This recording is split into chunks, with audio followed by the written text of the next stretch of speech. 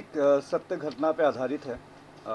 It's okay ना if I do in Hindi, right? या सो असम की एक घटना है जो असम को छोड़ के शायद बाहर के लोगों को बहुत ज़्यादा जानकारी नहीं है इसके बारे में, जिसे मीडिया सीक्रेट किलिंग नाम से जानते हैं।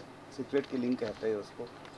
जब कुछ अननोन असाइलेंस रात में घरों में घुस के निरत्ते लोगों को मार देते थे। उसके बाद में बहुत सारा इंक्वायरी हुआ, बहुत कुछ हुआ, पर आज तक ये नहीं पता चला कि वो कौन थे, क्यों मारते थे, और जिनको भी मारा जाता था उनका एक कनेक्शन होता था एक उग्रवादी ऑर्गेनाइजेशन के साथ, और क्योंकि उनका एक कनेक्शन है तो फैमिली को ही वाइप आउट कर दिया जाता था। तो ये फिल्म उसी डार्क चैप्टर को दर्शाता है, जहाँ पे मेरा जो मेन किरदार है, एक young boy with lot of hopes and dream, जो बाहर पढ़ाई करता है, एक अच्छा ज़िंदगी जीना चाहता है, एक हैज़ अ ड्रीम जिसका नाम निर्भय है, जो अनुराग सिन्हा प्ले कर रहे हैं। ऐसी ही एक घटना के दौरान उसका पूरा जीवन, पूरा ड्रीम, एवरीथिंग चेंजेस। एंड मैं बेसिकली दिखाना चाहता था कि किसी भी तरीके का वायलेंस अंत में खराबी होता है। So the film is basically giving a message that any kind of violence for any reason finally is futile. And we hope that ये फिल्म देख के सिर्फ मैं सिर्फ ये नहीं बोलूँगा कि इंडिया के लिए, ये फिल्म एक्चुअली पूरे ग्लोबल वर्ल्ड के लिए ही है, बिकॉज ऐसी कोई भी वायलेंस चीज़ें जब होती है, we should know, we should tell two stories, we should remember those bad times so that we never repeat that again. जहाँ तक हम लोग ने ट्रेलर देखा है, सारे किरदार बहुत ज़्यादा इम्पोर्टेंट है। अगर एक एक करके किरदार के बारे में अगर एक्टर्स बता पाए। हाँ, तो मेरे सबसे मेन किरदार अनुराग जी है, अनुराग सिन्हा। तो अनुराग, आप बता सकते हैं आपका किरदार के बारे में? Yes, I would also like to talk about the film, like briefly, and then about my role. So for me, it is a true and an unheard story of pain and suffering which happened in Assam to the people at the behest of impolitic motives of some people, right? Shadow Assassins is a story which is of pain, which is still embedded in the hearts of the people, and the very fact that it is seeing light and coming out, that it is only going to bring in a lot of peace in their hearts. So for me, it would be like a one last appeal on behalf of those families and those who have lost their lives. I think it's a very meaningful film of our times. It is going to appeal to your heart and only engender hope and aspirations in your life. So when I started the film, it was a very, very honest start. Right from the start, we have because the story is a true story, so we have made sure that our commitment towards it, the entire team has been very, very honest about it, and I have really enjoyed going through this entire journey, expanding my possibilities as an actor, and understanding the social environment of Assam, the people, trying to mold myself, and I'm sure all of us, all the actors, have molded ourselves into the kind of tribulations that those people must have faced at that time. And I hope that you all are able to relate to it and connect to it. I just want to thank Nilanjanda, who has given all of us that space and freedom to express ourselves the way we want, of course being in the script and according to the script and the storyline, and that shows that he's a very seasoned and a very sensitive filmmaker who has got complete command over what he does, and that is why he allows his actors and the entire technical team to express their creative capacity at ease, and that will be seen in the film when you will see the film. And I have really enjoyed being in this, and it's my honest attempt, and I hope and I wish, pray that you all like it. मेरे लिए इस film से जुड़ने का सबसे बड़ा जो motive था या सबसे बड़ा जो एक्साइटिंग फैक्टर था वो ये था कि वायलेंस के बारे में, जैसे इन्होंने बताया सर ने, कि वायलेंस से सबसे ज़्यादा अफेक्टेड वो लोग होते हैं जो एक्टिवली उसका पार्ट नहीं है। तो शैडो असैसिन्स की जो कहानी है उसमें जो दिल को छूने वाली बात है वो यही है कि वो फैमिलीज़ अफेक्टेड हो गई जो डायरेक्टली इससे कोई लेना देना है ही नहीं, and that is the mystery of the system also, मतलब हम अपनी देश की या दुनिया की सिस्टम देखें तो जो डिसीजंस मेकर हैं उनसे ज़्यादा अफेक्टेड जो कॉमन लोग हैं वो होते हैं। तो वो बात मेरे दिल में बैठी। दूसरी बात कि ये फिल्म आसाम के बारे में है लेकिन एसमीज़ में नहीं है, it's in Hindi, so it's a local film telling a global story which makes it very exciting. Thirdly, I am playing Anurag's elder brother. तो एक ऐसा कैरेक्टर था जो कि जिसको सब मालूम है कि क्या चल रहा है परिवार में, लेकिन वो अपने डर को फैमिली तक ट्रांसलेट नहीं होने देता है, वो अपने तक रखता है। वो कैरेक्टर का जो यूनिकनेस था या यूएसपी था, उसने मुझे बहुत एक्साइट किया। And the most beautiful part about being part of this film is shooting in Assam. Assam मुझे वैसे ही कॉलेज के टाइम से बहुत मेरे दिल के करीब है। मुझे वहाँ का वेदर, वहाँ के लोग, वहाँ का खाना, वो सब बहुत ज़्यादा पसंद है। तो thank you so much sir for taking me to Assam and paying as well.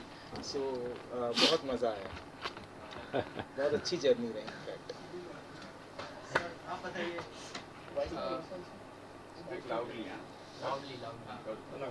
Hello everyone, thank you so much कि आप लोग आए। थैंक यू सो मच हमारे डायरेक्टर साहब नीलाधन सर और अनुराग सर। मैं इतना हैप्पी, इतना खुश, मैं जितना भी अब तक ये काम किया हूँ, हालांकि मेरा अनुभव अभी बहुत कम है, लाइफ में इतना काम नहीं किया हूँ मैं, बट पहली बार ऐसा मुझे लगा कि मैं कूल, इतना शांत और इतना अच्छे तरह से काम कर पाया आसाम में जाकर। और मैं इसमें एक कैरेक्टर प्ले कर रहा हूँ चिन्मय का। चिन्मय करने से पहले एक बड़े महान कलाकार थे हमारे बीच, ब्रह्मा मिश्रा साहब, जो कि इस कैरेक्टर प्ले कर रहे थे वो, और शूटिंग से कुछ दिन पहले उनके देहांत हो जाते हैं। तो हालांकि वो हमारे बीच में नहीं है, वो जहाँ भी है उनकी आत्मा को शांति मिले, उनकी परिवार को इस की घड़ी में शक्ति प्रदान करे ईश्वर। बस मैं यही चाहता हूँ। Thank you sir, thank you so much हमारी टीम, मनोज सर, कि मुझे इतनी खूबसूरत टीम के साथ काम करने का अवसर मिला। इसके लिए आप सभी का तहे दिल से शुक्रिया sir. Thank you so much all of you.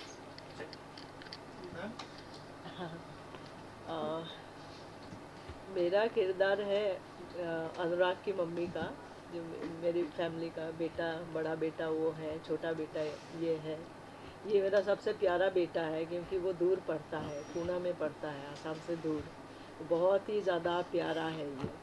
और ये जब सीन्स होता है कि ये आता है घर पे, फिर मैं इसके लिए स्वेटर बुनती हूँ, खाना बना, इसकी फेवरेट फूड बनाती हूँ।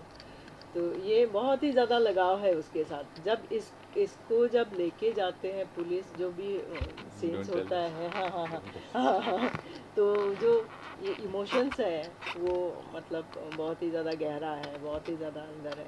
बहुत लंबा रोल नहीं है, बहुत छोटा रोल है, सीन्स भी कम है, लेकिन इम्पैक्ट बहुत ज़्यादा है। और बहुत ही अच्छा लगा मुझे करके ये इनके साथ, सबके साथ। और डायरेक्टर सर मैं भी NSD से ही हूँ, नेशनल स्कूल ऑफ ड्रामा से, 1994 बैच की। मैं बेसिकली आसाम से हूँ लेकिन रहती हूँ मुंबई में। तो मनोज ने जब मुझे बोला कि कास्टिंग के लिए आपको हम सोच रहे हैं कि क्योंकि थोड़ा हिंदी भी अच्छा होना चाहिए, तो मैंने कहा ठीक है। फिर स्क्रिप्ट भी भेज दिया, पढ़ लिया। मुझे तो बहुत अच्छा लगा था स्क्रिप्ट, जिस तरीके से लिखा इन्होंने, जिस तरीके से एक्सप्रेस किया चीज़ें। ज़रूरी है ये जानना, ज़रूरी है क्या घटा था उस टाइम पे। उस टाइम कितनी सदमा पहुंचते थे लोगों को, लोकल लोगों को, या जो फैमिली में होता था उनकी फैमिली में। तो बहुत अच्छा लगा मुझे, इसके लिए मैंने एक्सेप्ट किया था रोल। बहुत अच्छा एक्सपीरियंस था काम करने का 2 दिन। जी क्या कहना चाहेंगे फिल्म के साथ जुड़ के? कैसा बहुत इंपॉर्टेंट रोल प्ले करता है और सारे किरदार, जैसे मैंने कहा, कि एकदम परफेक्ट लग रहा है। क्या कहना चाहेंगे सर? वो कास्टिंग डायरेक्टर भी है फिल्म जी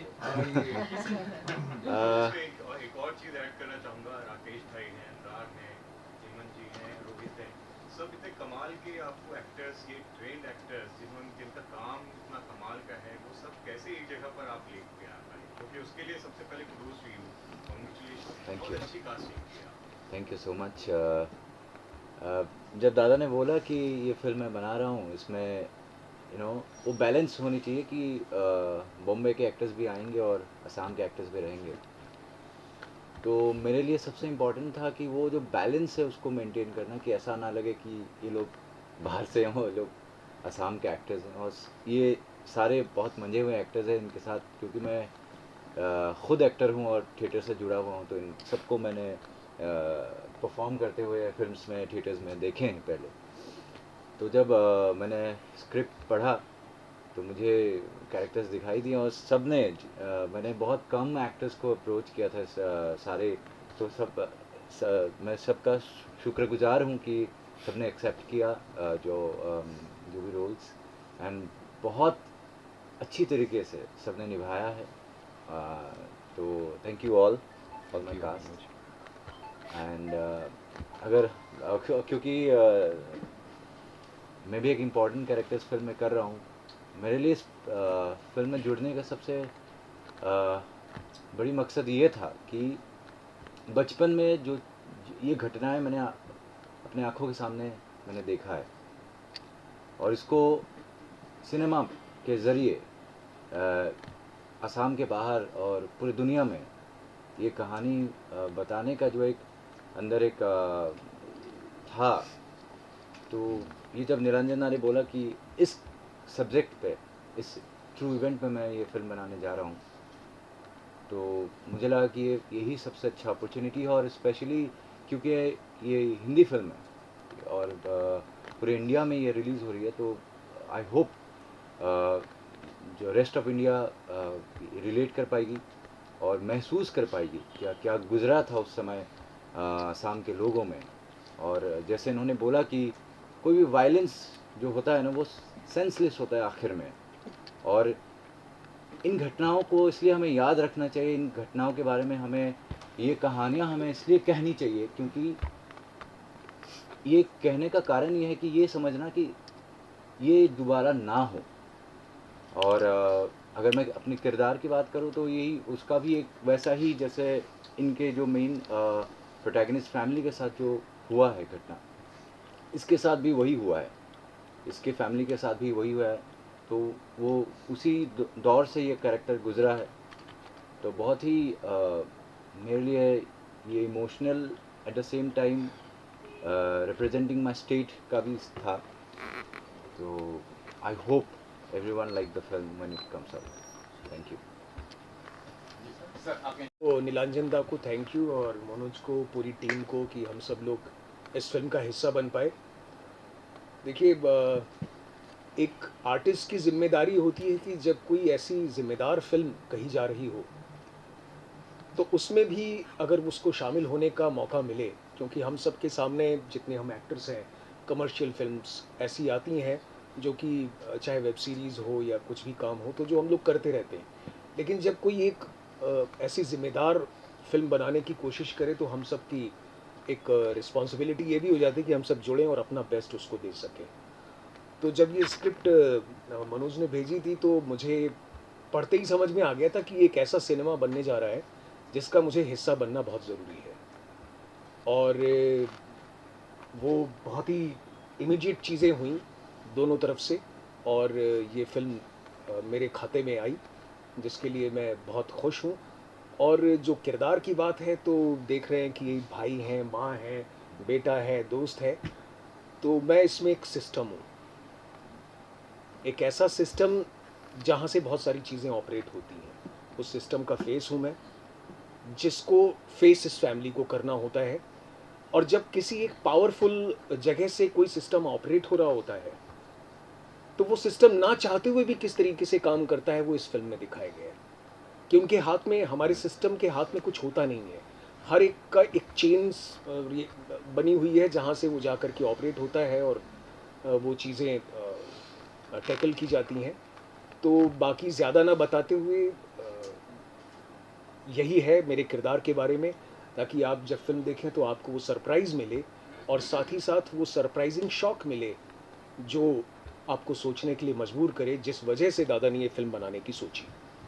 तो यही बात मैं कहना चाहूँगा, and thank you so much कि मैं इस फिल्म का हिस्सा बन सका। रंजन दा, आपसे जानना चाहूँगा, जैसे कि हम देख सकते हैं कि अनहर्ड स्टोरी है, तो इसके लिए क्या क्या रिसर्च करनी पड़ी, और आई एम श्योर बहुत सारी चीज़ें इंटरनेट पर नहीं होगी, तो अगर आपकी रिसर्च के बारे में बताएं इस फिल्म को लेकर। एक चीज़ और जोड़ेंगे उसमें कि क्या आपको लगता है कि अब गवर्नमेंट आने से लीवरेज मिला आपको इस तरह की फिल्म बनाने में आसान में? असम में गवर्नमेंट जिस तरह की गवर्नमेंट फॉर्म हुई है, हेमंत बिस्वा शर्मा वहाँ चीफ मिनिस्टर बने, इसके पहले बहुत सी सरकारें आई, लेकिन इस तरह का लीवरेज मिल नहीं पाया कि आप इस तरह के सिनेमा को दिखा सकें। अच्छा। क्या ये भी एक पॉइंट है फिल्म इस समय को लाने का? हाँ, अभी असम का स्थिति बहुत ही बेहतर है और असम का सरकार अभी इवन जो हेमंत बिस्वा शर्मा को भी इस घटना के बारे में पता है, उन्हें भी इस घटना के बारे में उन्होंने बहुत बार जिक्र कर चुके हैं कि उन्हें भी दुख है इस घटना को लेकर। एक्चुअली असम के जितने लोग हैं सभी को इस घटना से it's like a dark chapter. जहाँ तक मेरा मैं असम से हूँ और मैं पूना फिल्म इंस्टीट्यूट से ग्रेजुएट हूँ। इससे पहले मुझे 2 बार नेशनल अवार्ड भी मिल चुका है।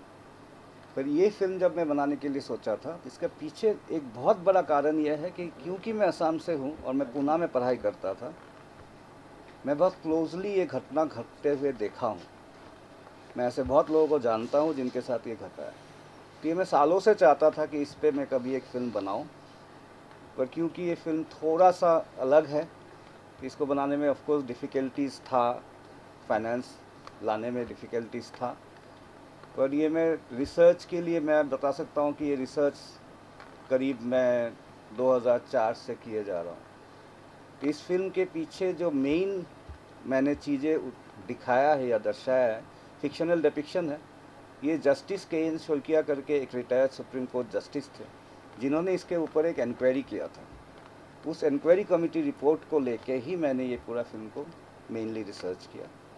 इस घटना के ऊपर एक किताब भी है जिसका नाम है सीक्रेट किलिंग ऑफ असम, वो भी मैंने पढ़ी। और न्यूज़पेपर मेरा रिसर्च का सबसे बड़ा, आप फिल्म भी देखेंगे तो आपको वो दिख जाएगा, न्यूज़पेपर, क्योंकि न्यूज़पेपर ने ही एक टर्म कॉइन किया था सीक्रेट किलिंग्स। तो उसी से मेरा रिसर्च है। एंड क्योंकि मैं बहुत लोगों को बहुत करीब से जानता था, तो मुझे पता था एग्जैक्टली अंदर में क्या हो रहा था। पर एक चीज़ मैं जानबूझ के कहना चाहता था कि फिल्म का नाम शैडो असैसिन्स है, क्योंकि जस्टिस के एन शोल्किया रिपोर्ट भी 2018 में गुवाहाटी हाई कोर्ट ने खारिज कर दिया है। सो जो भी जस्टिस के एन शोल्किया रिपोर्ट ने भी बोला था, वो भी आज के डेट में खारिज है। सो कौन है वो मिस्ट्री रह गया। तो इसीलिए मेरा फिल्म का नाम भी शैडो असैसिन है। और मैं इसलिए किसी को ब्लेम नहीं कर सकता हूँ, क्योंकि कोई नहीं कर सकता। हम सबको पता है क्यों हो रहा था, कैसे हो रहा था, पर कोई खड़ा होकर बोल नहीं सकता कि इसलिए हो रहा था और ये कर रहे थे। तो इसलिए फिल्म का नाम भी शैडो असैसिन है। निरंजन, जब ट्रेलर हम लोग देख रहे थे, बहुत सारी चीज़ों के साथ कनेक्ट हो रहा था। बीट 90s में सरफरोश आई या फिर रिसेंटली हैदर आई, even black and white for that matter, हर चीज़ के एक एलिमेंट उसमें नज़र आ रहे थे। तो as a film maker I want to understand कि इस तरह का कंसेप्ट जब सब्जेक्ट आता है ऑन पेपर, ईजी होता है फिल्म मेकर के लिए कि यार ऐसे कुछ बना दें और उसके बाद फिर कुछ चीज़ें जो आप दिखाना चाहते हैं, आप प्रेजेंट करना चाहते हैं, that works out for the audience, specially in this circuit? Yes, a film like this, I will say, is not easy at all, because it is difficult. Because I am trying to encompass a lot of a long period of time in 2 hours, with a lot of emotion, a lot of suppressed emotion that I wanted to show. So, like the character that Hemantji is playing is actually a character who knows everything, yet he is a control character. Because he wants that he is in Assam and his brother who is studying out in Pune, Nirbhay, doesn't get sucked into it. Now to get into that, another important character which is completely fictionalized but becomes very important for me is the character that Mishti plays. Now he is already pursuing his dream and she wants to pursue her dream. So she also wants to come out. So Assam में 1998 से लेके आप अगर देखेंगे, हम लोग जब पढ़ाई करते थे तब हम स्टूडेंट थे, ज़्यादातर हम लोग असम छोड़ के बाहर आ जाते थे। आइदर हम दिल्ली में आ जाते थे या पूना आते थे पढ़ाई करने। उसका मेन रीज़न ये था कि उस समय माहौल अच्छा नहीं था। अब वैसा नहीं है ऑफ कोर्स। सो ये फिल्म बनाते टाइम मेरे को the difficulty was to how to structure it, because I am following 4 years, 1998 to 2001. So ये एक थोड़ा स्ट्रक्चरल प्ले है फिल्म में। So it has a structural play, linear नहीं है कि अब शुरू हुआ और ख़त्म, जैसे नॉर्मल कहानी होता है वैसा नहीं है। बहुत डिफ़िकल्ट स्ट्रक्चरल भी नहीं है, जैसे कौन सा फिल्म है, मेमेंटो जैसा, वैसा भी कुछ, या गजनी जैसा, या इंसेप्शन जैसे या इंसेप्शन जैसा, बट एक स्ट्रक्चरल प्ले है। अनुराग भाई, also for you, I mean, बहुत कम प्रोजेक्ट्स में हम आपको देखते हैं, बिकम वेरी सिलेक्टिव कि कुछ खास सब्जेक्ट है उसके ऊपर आप वर्कआउट करें, या इसमें भी क्या कुछ आपके तरफ से किस तरह की एक्टिविटीज हुई? So I have, see, the thing is that if I like the story, if I like my role in the script, then I take it, right? In this film especially, I am very much moved by the honesty of the script, of a director, and I absolutely relate to the kind of journey these people must have had at that time. So there is a journey of Nirbhaya, transformation of a young man to a rebellion, right? And how his life is affected, how his family is affected, how how is he interacting with different elements of the society. So all of that is, for me as an actor, is a point where I can really bring on my work into the film, and this gives me an opportunity to be a part of it. And it is a true story, and I relate it from my heart, and I would do anything to be a part of a cinema like this. As I said, it's a meaningful film. It's an important